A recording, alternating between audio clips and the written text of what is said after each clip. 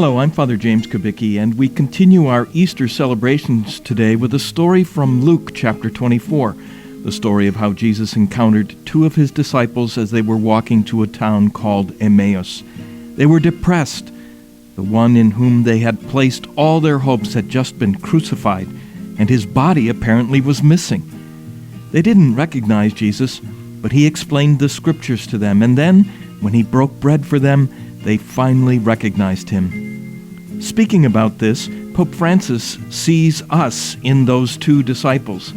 He said, "We are wayfarers, but we are not wanderers. On a journey, but we know where we are going. Wanderers do not know where. We are pilgrims, but not vagabonds." At the outset, the two disciples of Emmaus were wanderers. They did not know where they would end up. But on their return, not so.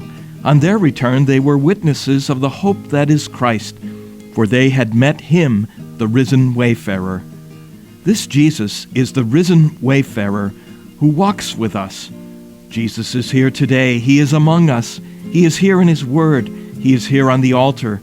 He walks with us. He is the risen wayfarer. We too can become risen wayfarers if his word warms our hearts and his Eucharist opens our eyes to faith and nourishes us with hope and charity. We too can walk beside our brothers and sisters who are downcast and in despair and warm their hearts with the gospel and break with them the bread of brotherhood.